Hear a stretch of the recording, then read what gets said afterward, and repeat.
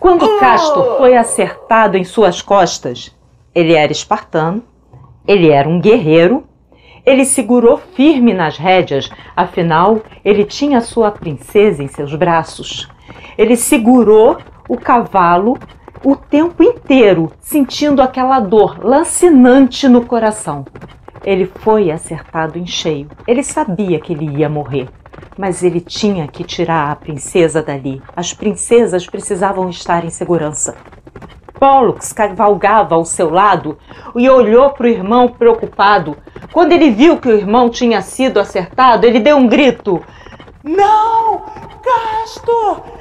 Castor olhou para ele sem parar de galopar. Os dois continuaram galopando porque sabiam que precisavam parar apenas em segurança. Apesar de estar a uma longa distância, Linceu enxergava muito longe. Ele viu que Castor fora alvejado. Então ele gritou para o irmão: acertamos ele! Ele vai morrer! Deixe-os ir! A morte do irmão será castigo suficiente para Pólux. E aquelas princesas não nos merecem. Vamos voltar, meu irmão.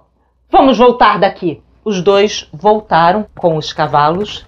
E assim que Castor e Pólux entraram com os cavalos em Esparta, eles pararam.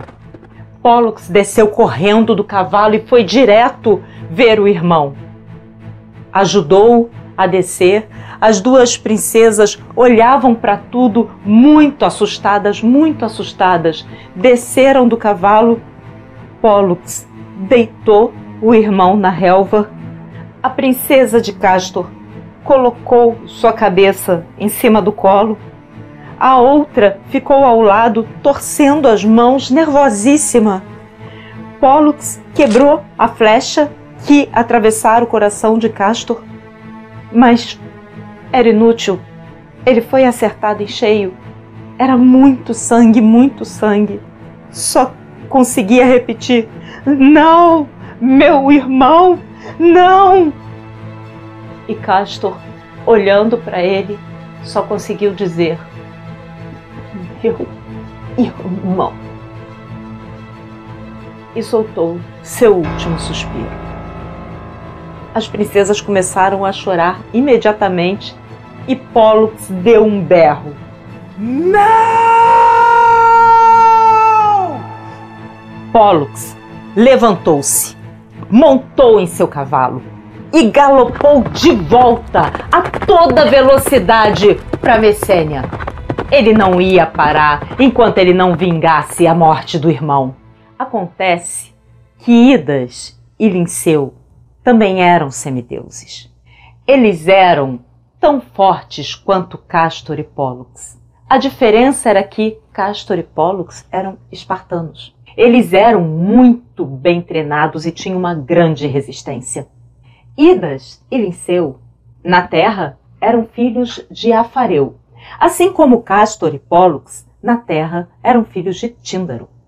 Mas o pai verdadeiro de Idas e Linceu era o deus dos mares, Netuno.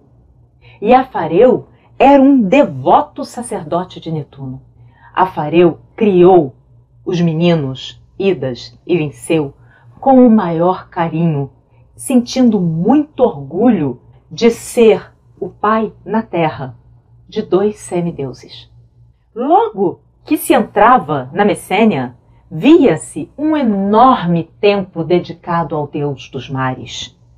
Idas e Linceu, tão logo voltaram com os cavalos, foram direto para o templo fazer os rituais de limpeza.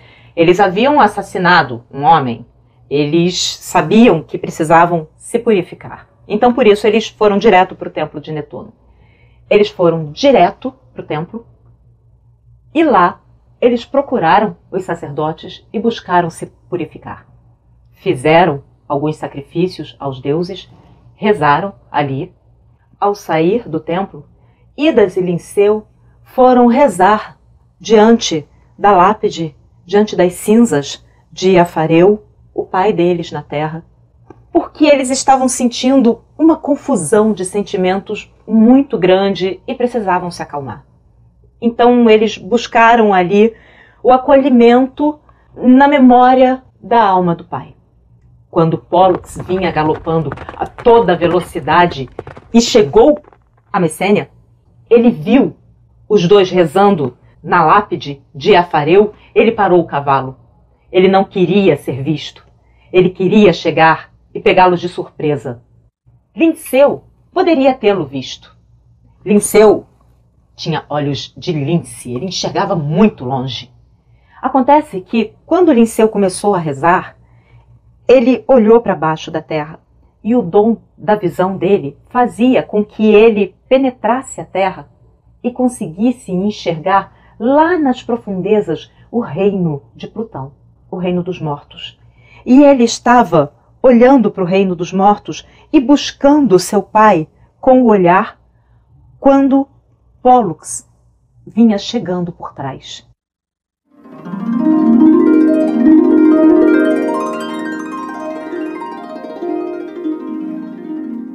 Você está acompanhando essa história desde o início? Você sabe como tudo começou? Não? Clica aqui, ó. Deixa seu like pra gente se você gostou da história.